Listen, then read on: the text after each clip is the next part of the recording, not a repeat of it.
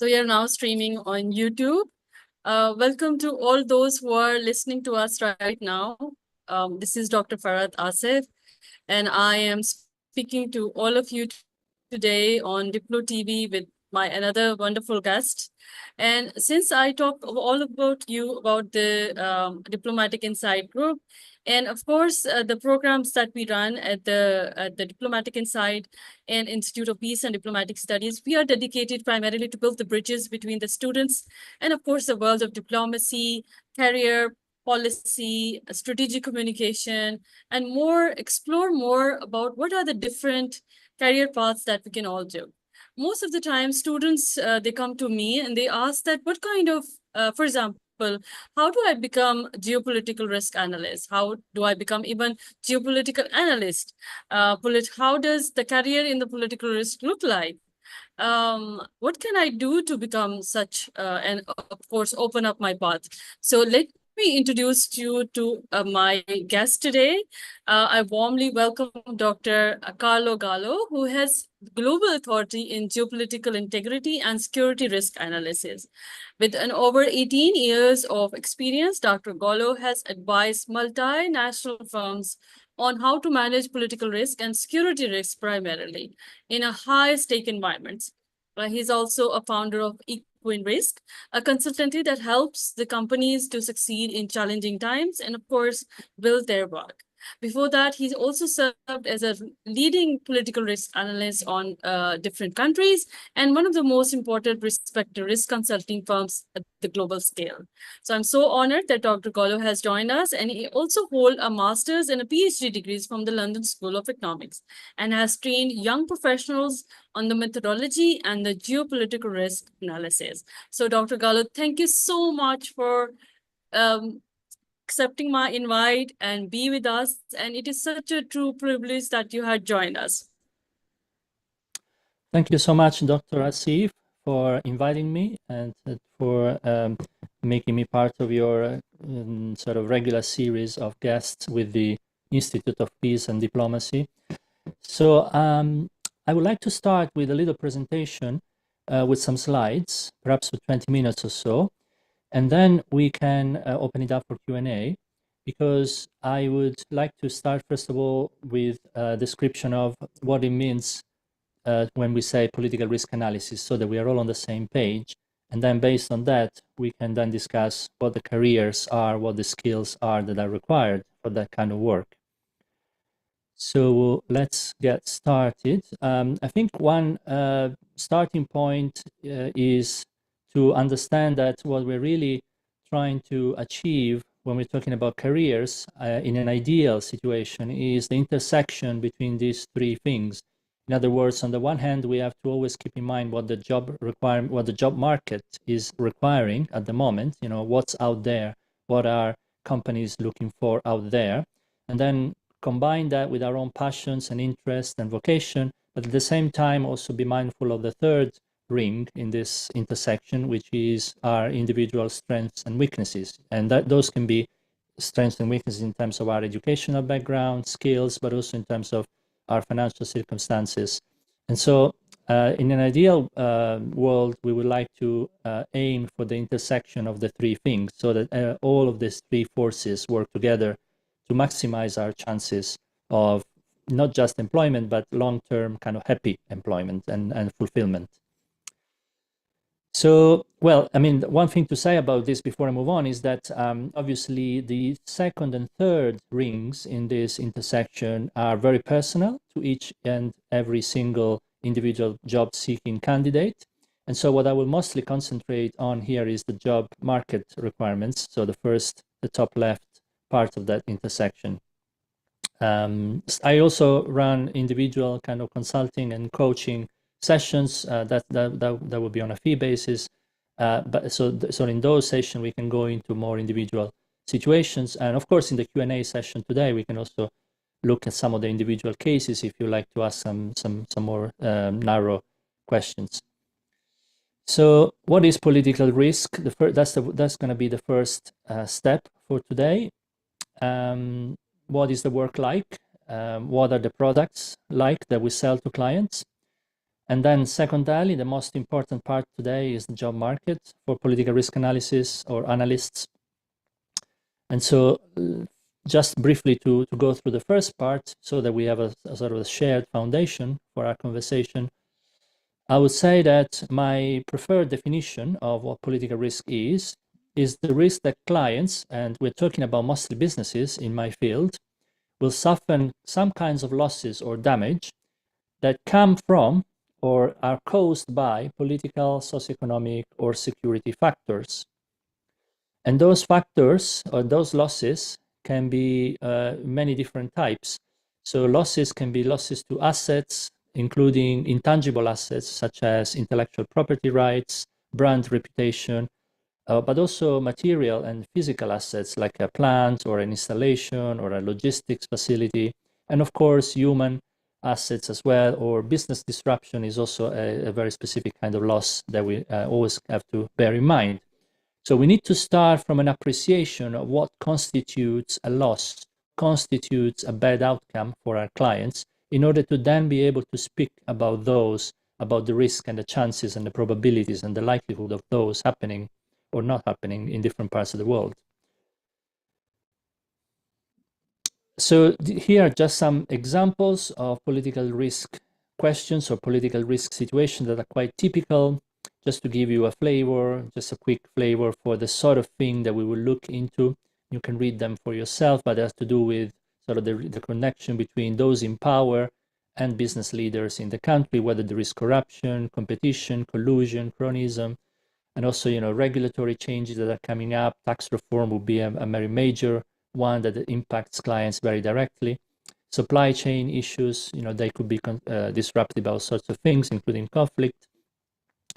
And then how companies, the company needs to understand the local constituencies, the local communities they operate in as part of the assessment.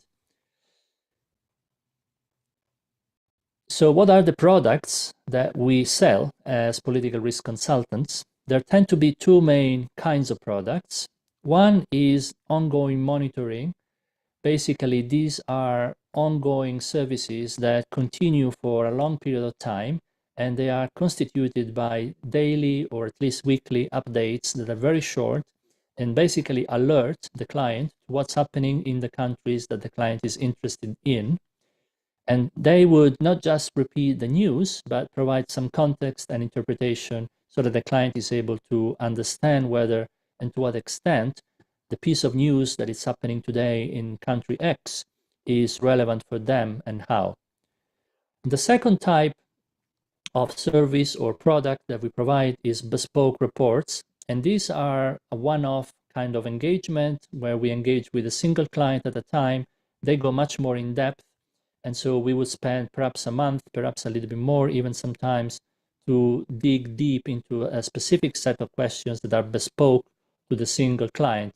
Because the first type of product, the ongoing monitoring, realistically is often sold to a number of clients at the same time. So those would be under a subscription kind of engagement or sort of modality. And therefore, a lot of different clients, sometimes dozens of different clients, subscribe to the same service.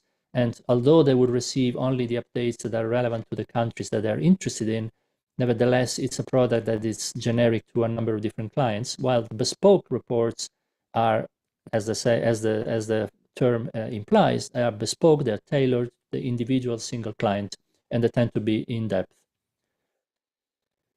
And then, of course, there is also a third type of product, which you've probably seen produced out there on the web. There is a lot of this. So it's quantitative cross-country indexes.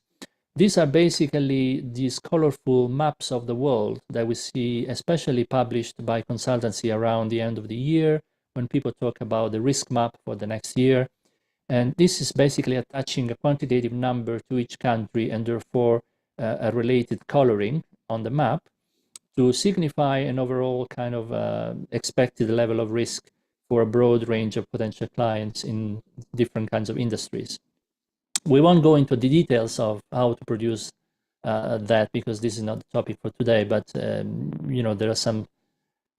there's a lot to be said about how the methodologies of all of these different products. And if you want to ask about this in the Q&A, feel free. So just to make sure that we are on the same page, which is quite important for the next discussion about the job market, I want to ask you, basically, do these organizations provide political risk analysis in the sense that I've just described before, according to my definition? So media, newspapers, think tanks, universities, do they provide political risk analysis?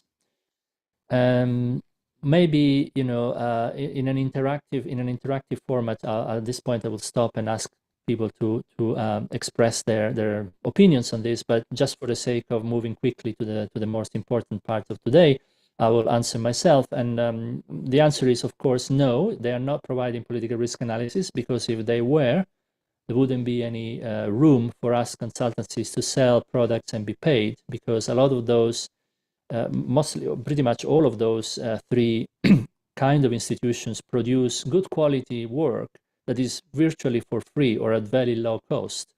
And in fact, clients, you know, if they search for something on Google or increasingly with AI, a lot of what comes back to them will be produced by these three kinds of institutions. And it's, again, pretty cheap for them to access those insights, and it's usually very good quality. But there's a key difference between what they do and what we do, and that is the bespoke element, in that we are not just repeating the news or commenting on sort of, you know, in a generic fashion, but we're always trying to respond to the so what questions for our clients. So in other words, we interpret whatever it is that we write or whatever it is that we cover from the perspective of businesses, and especially in the bespoke type of service, from the perspective of an individual client who has a very specific and very unique set of circumstances that expose that client to a specific kinds of threats.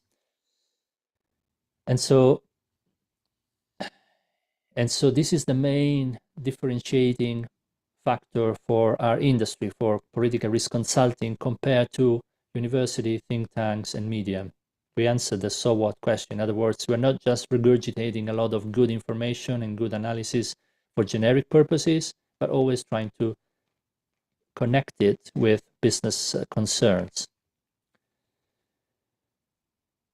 And so that was the first part. We can come back to some of those topics in the Q&A if you want to ask anything, but I'm quite sort of adamant to move on to the second part, which is the main topic for today, which is the job market. And so I would start by saying that in my experience, there are two types of professional roles. And by that, I mean two types of analysts that are populating political risk consultancies. So if you're looking to be hired, you would probably want to fit into one of those two categories that I'm going to describe. The first one I would call the comparativists. They tend to be a smaller proportion within a political risk analysis team inside a consultancy. So in that sense, the role of a comparativist is less likely to bring new openings, because, in other words, there are fewer openings for jobs in the understanding of a role as a comparativist than there would be for the second type that I'm going to mention in a minute. But these are people who are expert about transnational issues. And so it could be terrorism or corporate social responsibility or cyber crime or ESG, environmental social governance, IP piracy, intellectual property rights piracy. It could be an industry, let's say energy industry or whatever it might be, but at a global, comparative, international or transnational angle. And the second type, which is actually the most numerous or the most conspicuous type of analyst within a political risk analysis team, is made up of country specialists or regional specialists. And they have in-depth expertise on a set of countries that they can call their own. In other words, they are the go-to person for commenting on a set of countries. And sometimes this set of countries can be very small, because the set of countries may include a very big country, say Russia or China or the United States. And therefore, the analyst will focus primarily on that one single country. But sometimes the analyst would focus on a number of countries, sometimes even 10, sometimes even 15 countries, let's say in places like Latin America. For a Latin American analyst or a Western Europe analyst would focus on a very, very large number of countries. But the bottom line is the differentiating factor for this kind of role is that they show expertise on a regional basis. And that means that they need to show certain types of skills, including having perhaps lived in the region that they claim to be expert in, having traveled extensively to the region, speaking at least one main local language of that region. Perhaps their educational background, what they studied at university, also shows that kind of expertise. Perhaps they've done some area studies courses or sometimes an entire master's or degree program focused on, let's say, China or Russia or Latin America and so on and so forth. So now we're getting to the crux of the matter. What makes for a good job candidate for political risk analysis openings? And here I'm gonna present a list of factors that contribute to that. And nothing I'm gonna say is set in stone. There are no completely deterministic rules here, but I think that the following items that I'm going to list improve your chances. They don't determine your outcomes, but improve your chances, other things being equal. So academic titles, obviously, employers are, understandably perhaps, are in any case, in practice, still impressed by authoritative sounding academic titles. For example, master's degrees are quite common these days. BA, Bachelor of Science or BA degrees, sort of first level degrees are sort of not sufficient anymore to compete for these kind of jobs. So a master's level degree, and of course, if you have the master's degree from a very reputable place like Oxford, Cambridge, Harvard, Stanford, the LSE, King's College London, and I mean the list is quite long. But there are websites out there that can give you the rankings of institutions, particularly in terms of social sciences. You can filter by social science. You can see for yourself which university tend to be in more kind of in a more favorable light. But again, this is not to say that if you have a degree from another institution from elsewhere that you are out of luck, because there are other factors as well, and ultimately a lot depends on the individual kind of energy and commitment. The second point I mentioned is specialization, because as I was saying before, one key consideration is that most roles are still going to be advertised as country specialists or regional specialists. So if you specialize in a region that is currently in high demand, then you are off to a better chance of finding employment because there'll be more openings. There's more demand for those kind of analysts. So, regions in high demand tend to be characterized by two characteristics. One, there is a perception of high risk. In other words, countries and multinationals tend to fear that operating in those countries is not well understood. They don't have in-house expertise to really navigate the complexities of that country or region. So there is a perception of high risk and uncertainty and challenges. And number two, there is also a perception of high economic potential in those countries. So in other words, if these are countries that are up and coming, that are growing really fast because they are emerging, they're developing, their market is broadening, the new middle class is growing, more consumers, for example, are coming into the market every year and so on, then there is this magic combination of high perceived opportunity from an economic and, let's say, marketing point of view, and number two, high perception of risk, because this is the sort of the sweet spot for an analyst to be in, because there'll be more demand for this kind of services, because clients will actually need our services more. And so, obviously Southeast Asia is growing really fast. South Asia also is in a pretty good position in that space for those two characteristics. Emerging markets, frontier markets in general, and so on and so forth. And of course, nowadays, this distinction between emerging markets and consolidated or advanced economies doesn't hold that easily anymore, because even the United States was supposed to be the top developed country, the top most established market economy, is throwing up uncertainty by the day. And so there is need for clients to understand what's going on in the United States from the regulatory, particularly point of view at the moment. So there is that kind of nuance at these days. And then another favorable characteristics of a good job candidate is having on-the-ground experience. So in addition to having good academic titles about, say, Latin America, if you are from Latin America, or if you have lived extensively in one or two countries, let's say at least 6 months in one or two countries, particularly the more larger markets of the Latin American continent, then you are in a better position to claim to be an expert of those countries. Because at the end of the day, a lot of this game, it's about how can you credibly claim to be an expert of the country or the region. And just in that sense, languages are extremely important, because if you want to be an expert, if you want to claim to be an expert of a certain region, you need to speak the language, the main language of that region, particularly the language that is dominant in that region. So for me, it would have been Russia, because I was coming up as a student and as sort of a researcher of Russian politics. So I speak and read Russian. And it's particularly important to be able to read fluently from local sources. And yes, of course, you can object that these days AI can translate any language pretty accurately, extremely fast. That's true, and that is going to help quite a lot. But I think learning the language is important, because you are going to have to interact also on a one-to-one level with local sources in this kind of job. And so you need to, if you can speak that language, it's much easier to interact with local sources. And also, once you learn the language of a country, you have an insight or a review window into the local culture and the local mindset that you're not able to have if you don't know the language, because language is such a key part of the local culture, that it's quite important in my view, even in the times of AI. So other considerations, I would say these are perhaps secondary considerations of what could improve your chances to find employment as a political risk analyst, is the location where you are based.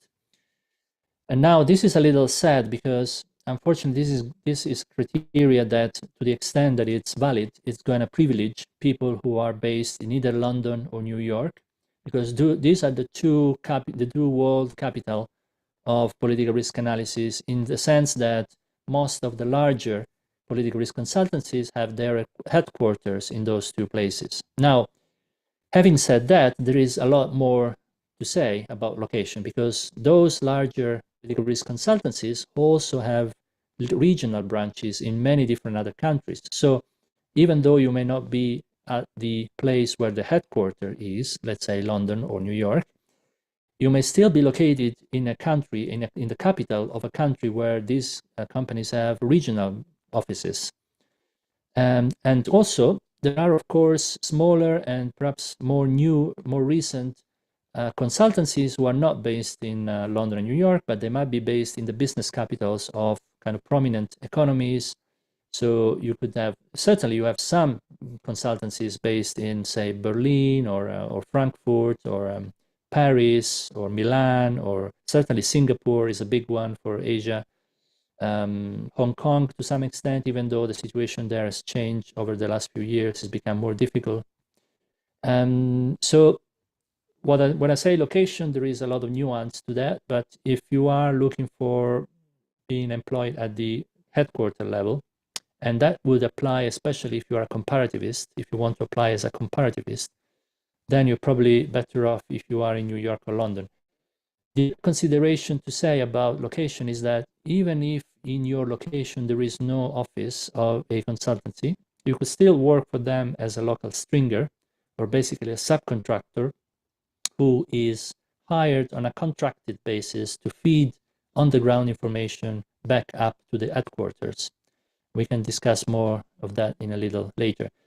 Then presentation skills are also very important, because when you are going through the hiring process, you'll be asked to deliver some kind of mock presentation, like an exercise for the company to evaluate your ability to communicate.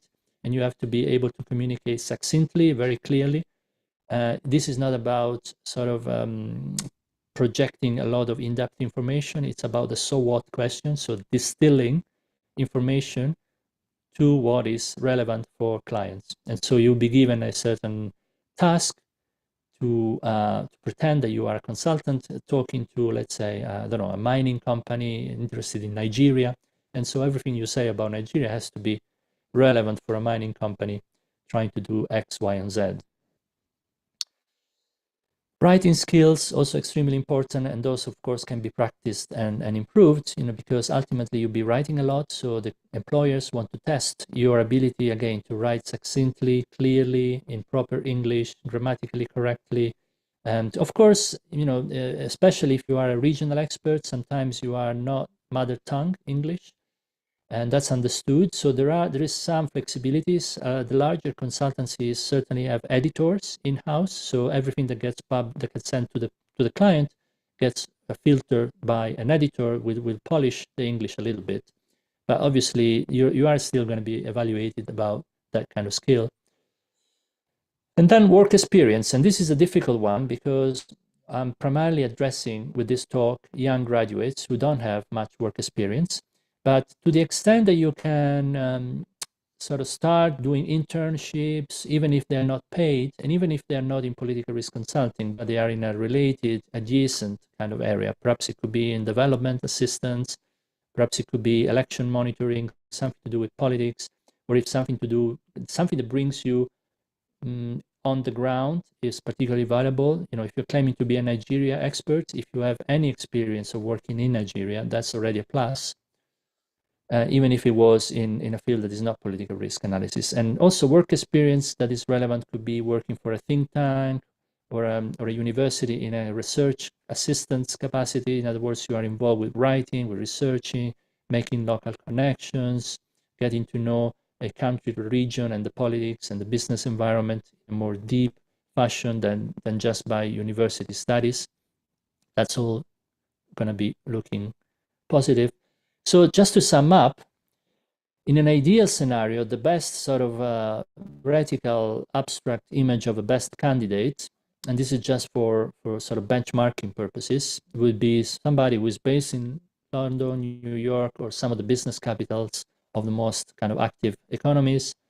It would be somebody who has studied at top universities, has a specialization that is in demand at the moment, and that's often to do with a certain country or a certain industry, or also a certain topical issue.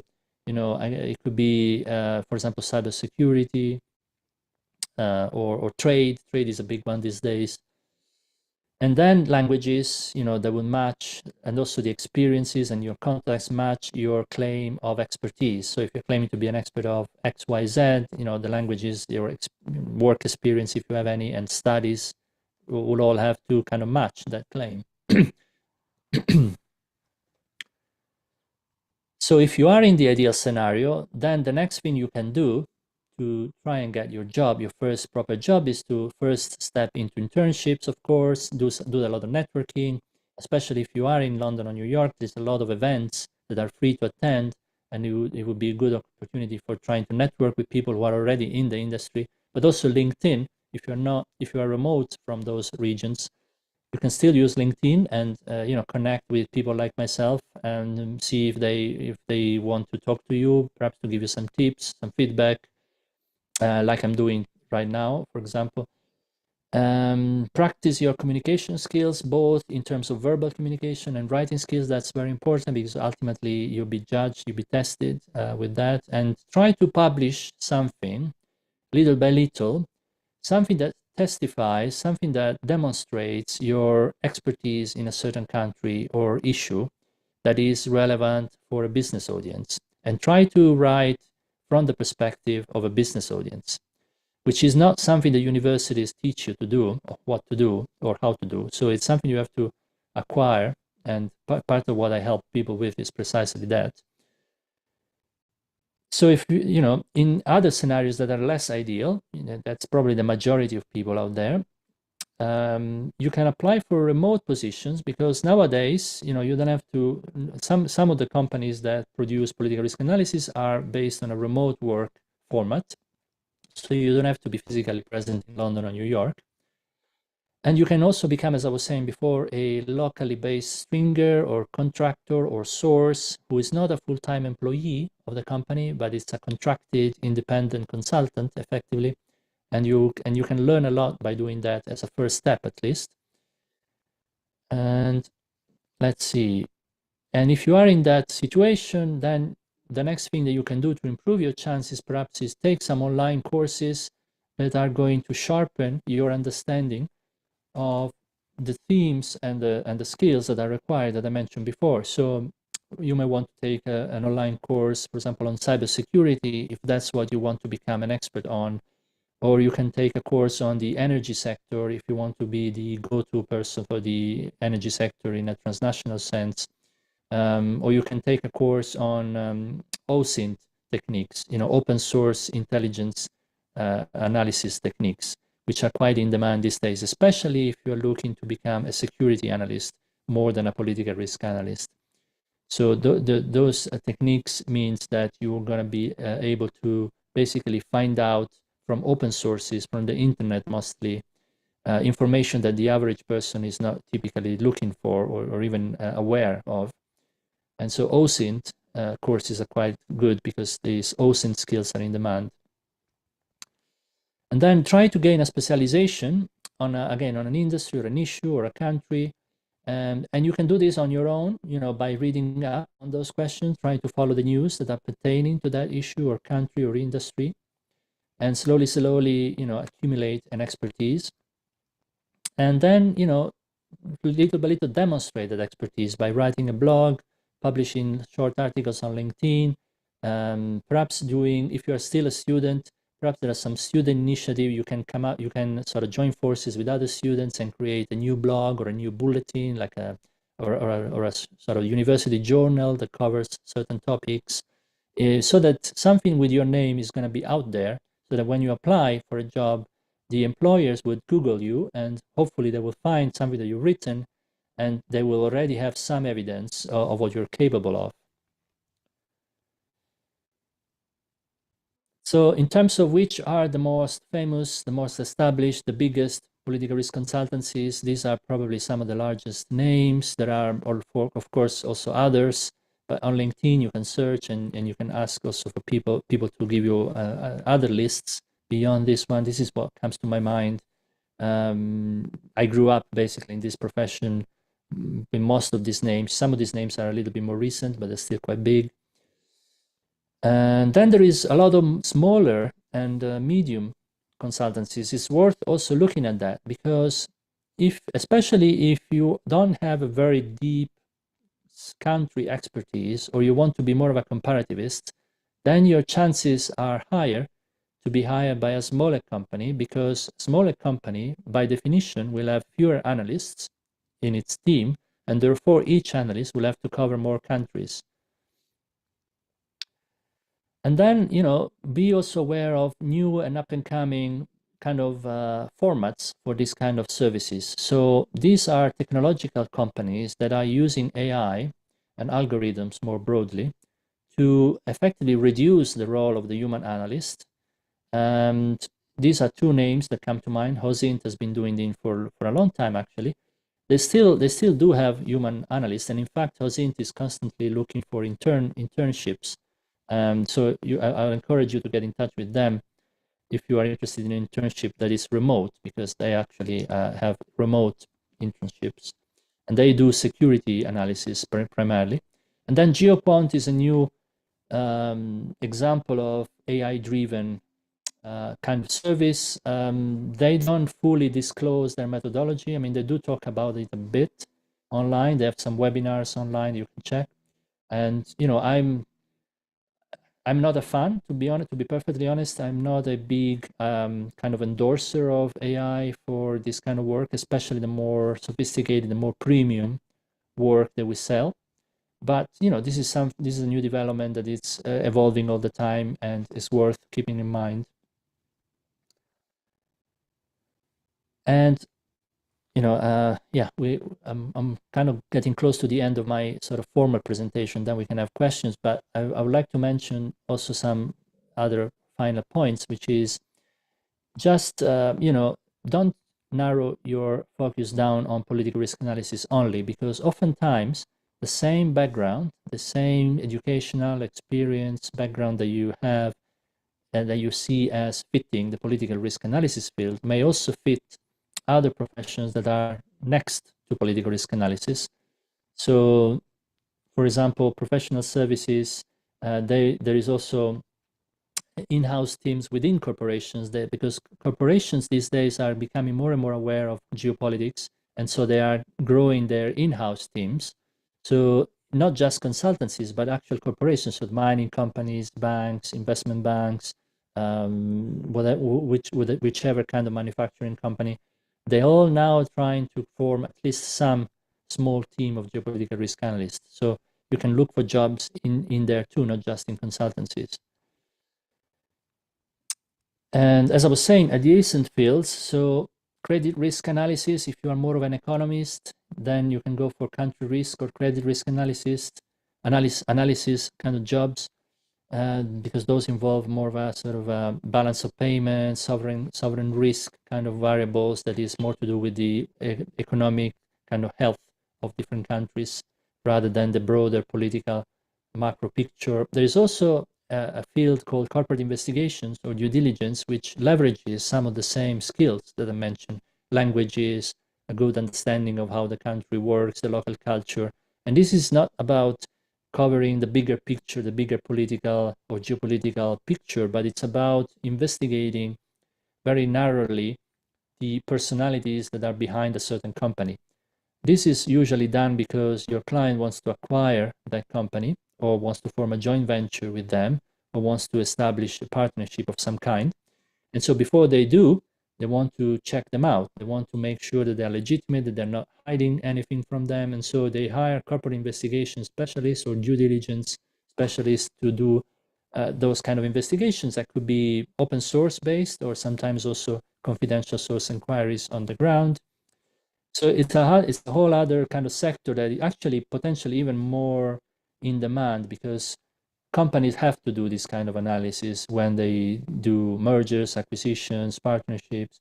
The political risk analysis is more of an optional and is becoming more of a requirement, but it's still an optional. While corporate investigation is a requirement, and therefore there is potentially more jobs here. And as I said before, it leverages some of the same skills. And then government relations, this is about helping a company. So you be hired by a corporation. Of course, there are also there is also PR companies that are consultancies, but essentially this is a different kind of work because it's about advocating for a certain position and lobbying and communicating the perspective of a certain industry or a certain company on regulatory issues, for example, rather than analyzing the situation impartially. And then there is, of course, the whole area of development aid, think tanks, publishing industry, communication firms, other kinds of research in university and so on. These are all jobs that may not be political risk analysis, but they leverage some of the same skills, some of the same backgrounds. So if you want to open up your opportunities a little bit more, you can probably sell yourself to some extent in all of these other fields too, just to give you more chances.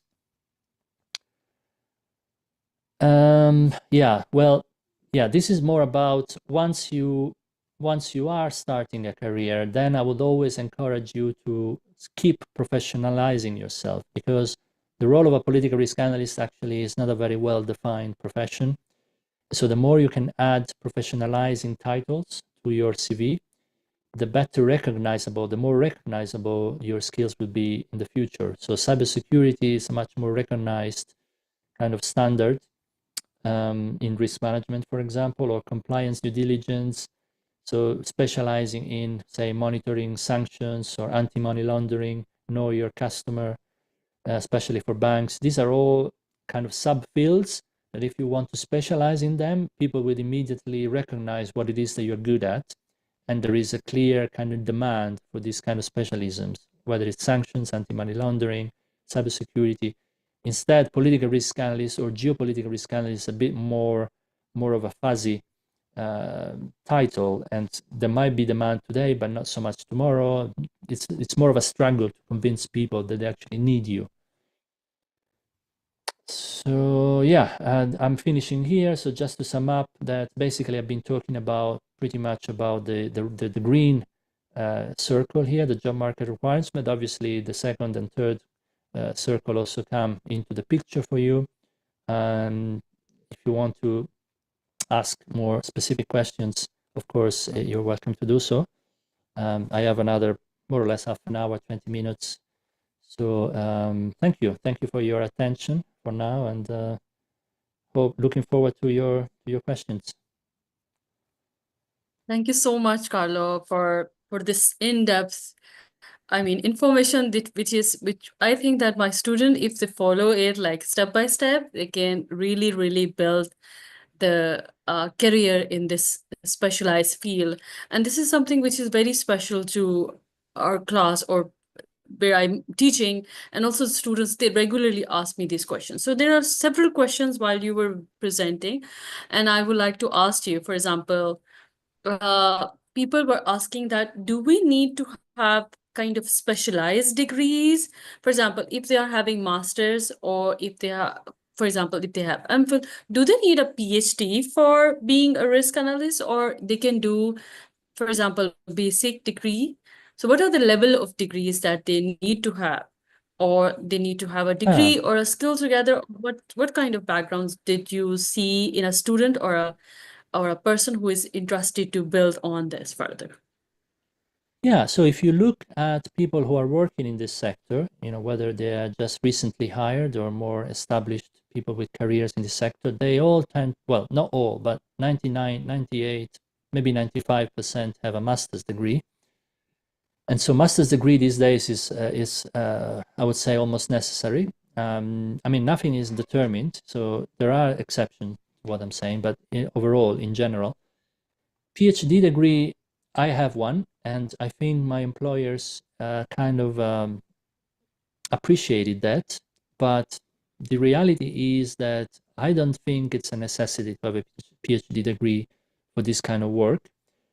Now, if you are wanting to be a China analyst, for example, and you have a PhD on China's business environment or something related, something that is very topical, something that is very relevant, is going to add to your CV. Is going to strengthen your CV. But I think it's not necessary, to be honest. You can have a master's degree that speaks to that expertise sufficiently.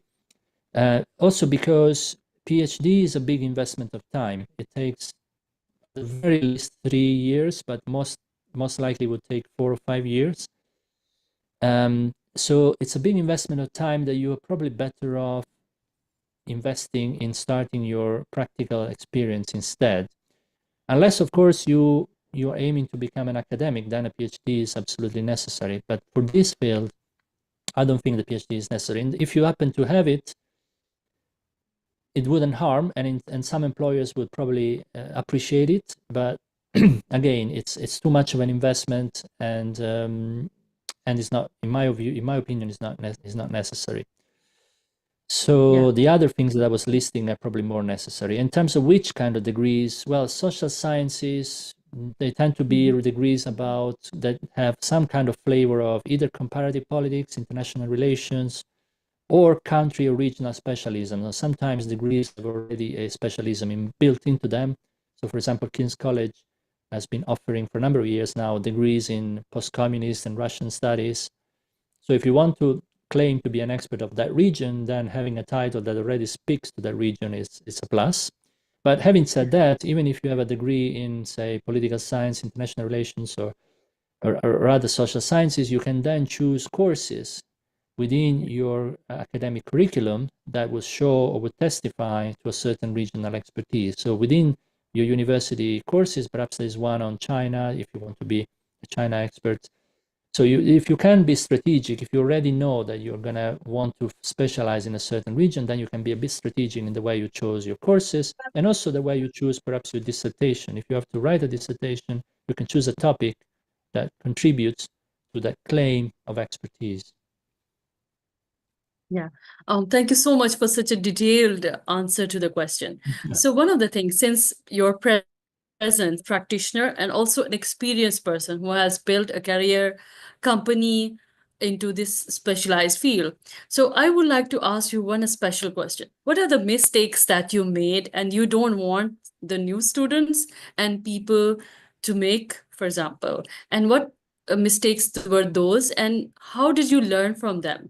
And since I've been following you for quite a while, and I've seen that you are helping the young people, professionals, to build their career in this important field, which is quite important for the international affairs, also for the humanities, many fields, as you have mentioned. So, what are those mistakes that you made or challenges that you face that you don't want the young people to face, for example?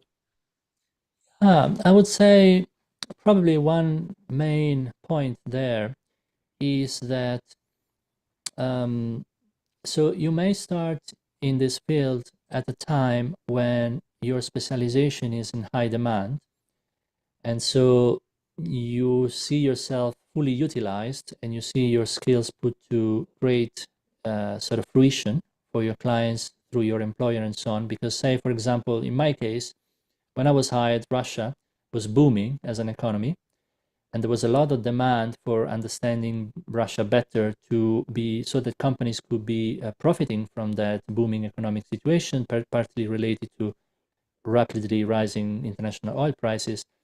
And so there was also, and there was a sweet spot of a growing perceived opportunity, but also a challenging business environment, very different mentality, different culture, different kind of political system from a lot of the countries that clients come from, United States, Scandinavia, Japan, the West in particular tend to be, at least in my time, used to be the main source of clients. Now this is changing, of course, a little bit. But anyway, so I started in a place, in a situation where my country of specialization was doing very well, and so everything looked good. Then I would say after 2012, 2013, then of course with the annexation of Crimea 2014, and of course even more 2022, first the Russian economy started slowing down for, I would say, for its own intrinsic reasons, and then also because of this hostility with the West. The annexation of Crimea started triggering some sanctions, and most of all, of course, with the sanctions that came after 2022, the invasion of Ukraine. And so suddenly there was zero demand for businesses to go into Russia because actually companies were trying to exit Russia. And it's true, there is still nowadays demand for Russia expertise, particularly in terms of understanding sanctions compliance, because sanctions are such a big tool that's been used. So there's still demand for people to help companies understand how to be compliant with anti-Russia sanctions. That's true. But the whole kind of commercial incentive for clients to be interested in Russia has evaporated pretty quickly, initially gradually, and then very quickly after 2022.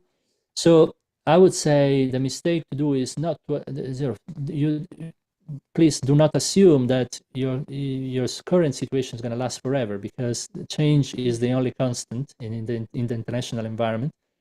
And so it may be stable for a few years, but then so you always have to grow, you always have to learn new skills, you always have to be able to repurpose yourself. And that's why I would stress the best piece of advice is to be strategic and keep growing, even if you are in a comfortable position today and tomorrow. Still keep acquiring those titles, still doing these online courses, keep adding to your CV, keep curious. And of course, this also ties in with the second circle in my sort of intersection diagram, which is your passion, your vocation, your interest. Because if you are passionate about this sort of thing, then it's easier for you to keep learning. So it's not a chore, it's not a forced kind of thing to do. Yes. I want to ask you something very interesting, which is also asked by my followers as well in one of the platforms. They asked that what is the myth of geopolitics that movies and media, they don't completely get it wrong? I mean, most of the time we say that geopolitics is something else, and media and the movies and dramas and all those kind of things, they share it completely in a different manner. So what do you think about this myth? Well, I think that's one of the big reasons why we exist as consultancies is precisely because we offer a more detached and more analytical perspective compared to what the media are offering on a daily basis. So part of our job is actually to help the client contextualize some of the hype that comes from the media. So very often the media tends to be very hyperbolic to sort of um, sensationalize a Yes, development or a new event because they yeah, want to attract viewers. And so everything is a big crisis. Everything is big breaking news with capital letters flashing red on the news exactly. channel. What we And have so witnessed in South Asia. yes, so part of our job is to have much more cooler heads and say, yes, this has happened, but given the situation, given the context, given how deep our deep understanding of the situation in the countries, you can be reassured that there is still some way to go before this becomes sort of a crisis and so on and so forth. So yeah, and then you have to consider that there's a different business model there. Movies and media, they are sensationalistic, or at least some of them, because they want to Right. attract attention. They want to attract. Ultimately, they thrive on advertisement revenue, so they are trying to Exactly. attract clicks on the website, and we don't really do that. At least most of us, I would hope. Oh, and also they have to work on the fake news, you know. So another very important question as we are in the artificial intelligence age. So learning this machine model is very much into our lives, and it is also into this career as well. So how serious role in geopolitical risk analyst this AI intelligence is playing, and how still is the deep human intact will remain? I mean, do we need to really get scared of AI because of the presence as a geopolitical risk analyst, or we need to be very much human? Because what I see is that geopolitical, being an analyst, you need to be more human, not a machine, right?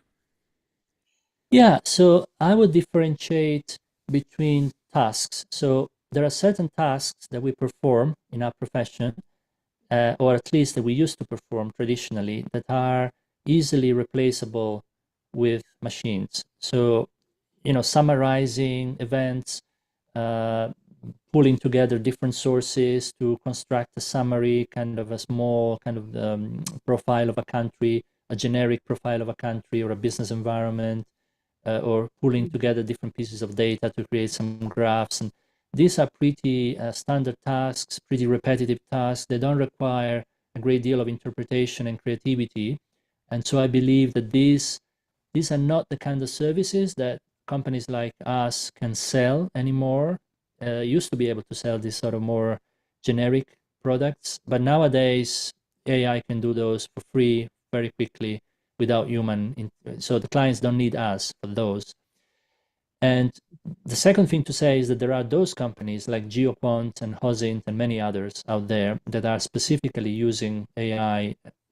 Like 85% of what they do is AI, and then there's a bit of human analyst kind of checking what the AI produces. And they put out alerts, they put out sort of reaction to the news, they follow trends based on what the media is saying about certain countries or certain issues. It's questionable if they are already doing it in a credible way, but I think this is a kind of service, a kind of task that again AI will increasingly be very effective at, sort of scraping out, hoovering up a lot of information from the internet, from media, and producing quick alerts for clients that are almost ready to go with minimal human checks. But then there is a third type of service, which I think is not really going to be replaceable by AI, which is to do with sourcing insights that are not already out there. And this is the premium kind of service. This is really why clients ultimately pay our fees, at least in the sense of service that I do. In other words, we source information and insights that are not in the media, they're not out there, they're not produced by think tanks or universities. We talk to a number of different experts surrounding an issue, asking questions that are not normally asked because they pertain to the specifics of a certain country, sorry, a certain client, very bespoke. And here, what we are really trying to do is forecast in some sense, because when you're doing a risk assessment, risk is always in the future. Risk is not about something that happened in the past, it's something that may happen in Right. the future. So there is a certain element of creativity and imagination that is supposed to be constrained by your expertise of the countries, of the situation, of the industry, but it's still imagination. And so AI is very good at dealing and sort of maximizing leverages what's already there, but it's not really a creative thinking tool, at least not for now. Although who knows in 10 years. Mhm. Thank you so much for a detailed answer, because this is a very excellent question, and also insight. And somebody was also asking. So one of the question that was to my students were asking that what is one skill that you say is the must for the students to learn of entire what you had mentioned? What is the one skill that they Yeah, need to master to be a good mid-career geopolitical risk yeah, analyst? yeah. So assuming that the student already has a certain interest Mhm. narrowed down. So, in other words, assuming that they already chosen some kind of specialization, whether it's a country or a region or an issue or an industry. Beyond that, I think the key skills that is going to help people is to put themselves in the shoes of their clients. So, and this is a major step for people out of university, because university doesn't prepare for that. In other words, you have to understand how business managers think, what is concerning for business managers from their own point of view in their own language. So you have to learn the language of business. You have to learn, especially if you're focusing on a certain industry, you have to start reading up and understanding what that industry is trying to achieve and what is keeping them awake at night. And that's not necessarily geopolitics. It's about things like achieving productivity targets, because a manager will be promoted or fired based on a number of metrics, sales metrics, market share metrics. So you have to start thinking in terms of how they think, and that doesn't require you doing an MBA degree, but you can read those things. And then, because only after you've done that, you can attach your geopolitical expertise and passion to those concerns and those hopes and plans of those managers.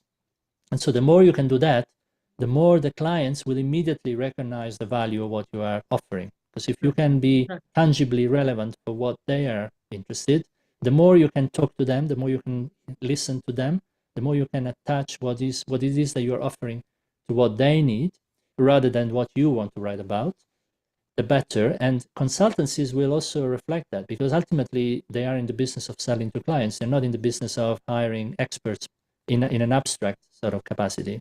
And so the more Right. you can show that even if you write your blog, try to write it having first research the language, the words that managers use in a certain industry, and what's concerning to them.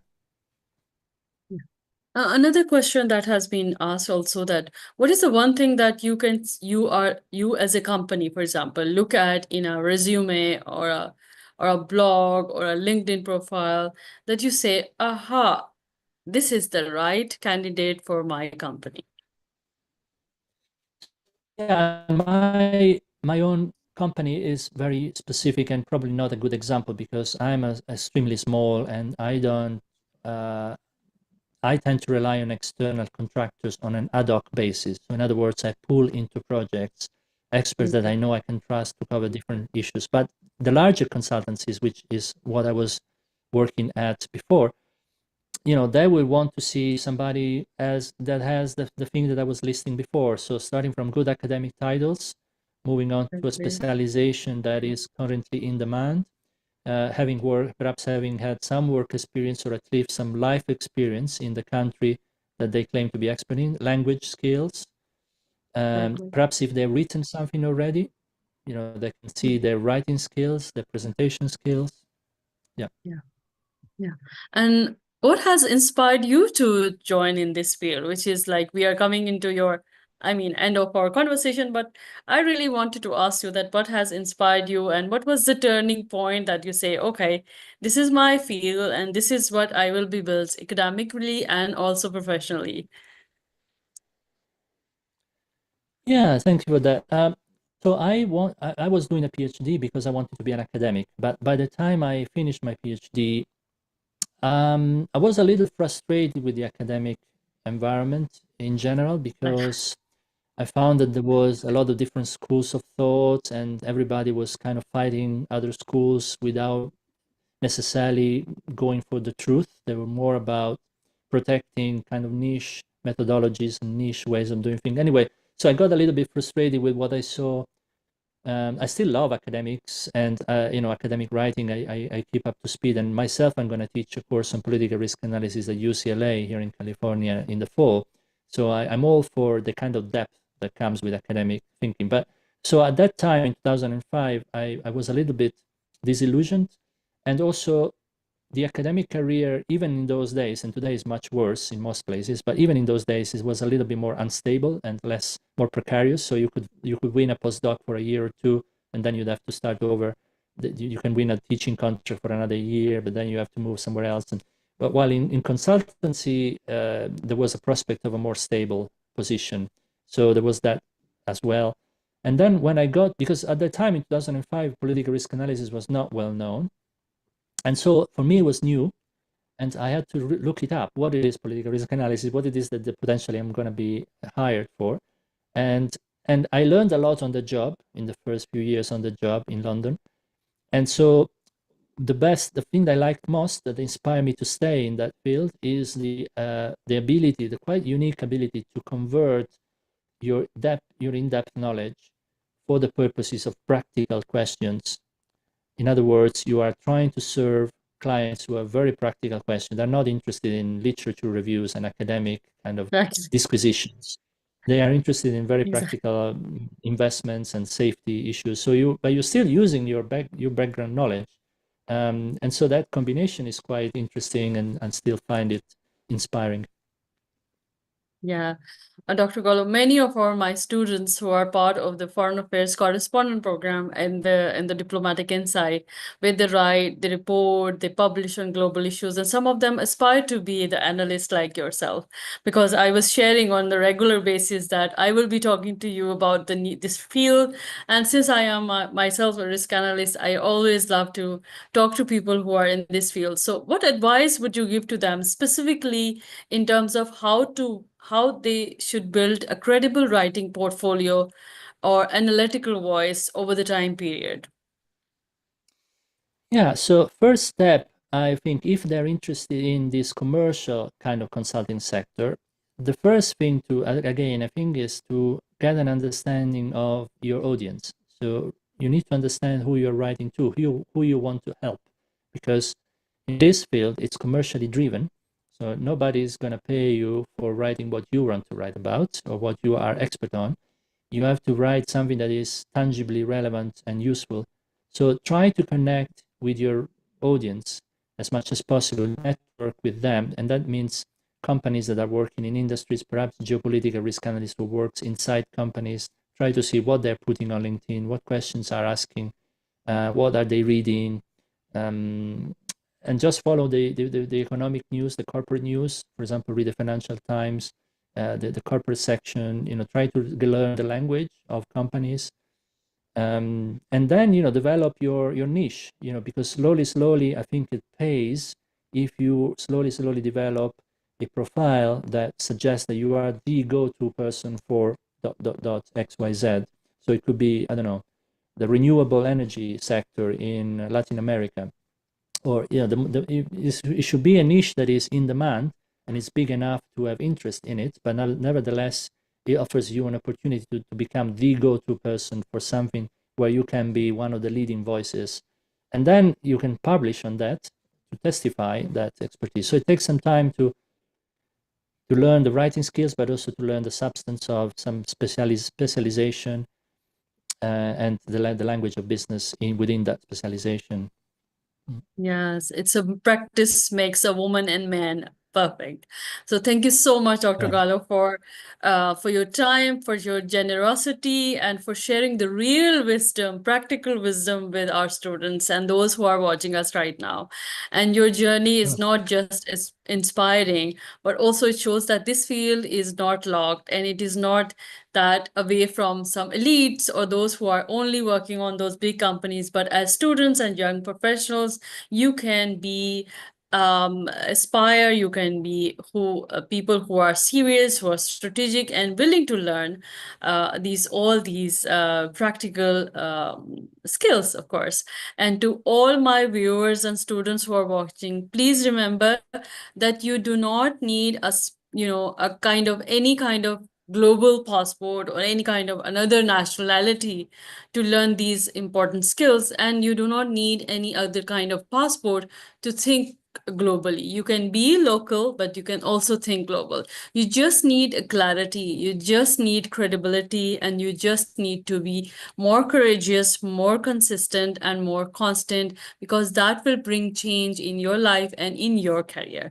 So this is what we try to build at Institute of Peace and Diplomatic Studies, which is a think and do tank. We practically encourage young students, professionals from international relations, defense and strategic studies, or media studies, or any humanities field to encourage and to join us in our this campaign of encouraging students to look beyond their usual student or universities. So at the Diplomatic Insight and Diplo TV, you are watching it live, and we are connecting here with with all those practical professionals who have really what you say hands-on experience, and there's no theory, no nothing, but you can see that how Dr. Carlo has given you deep insights, deep practical insights, of course, tips and skills that you really need to build your future and your career. So if you want to start your journey, do apply for our program and also get in touch with Dr. Carlo if you want. You can also get in touch with him, follow him on the LinkedIn,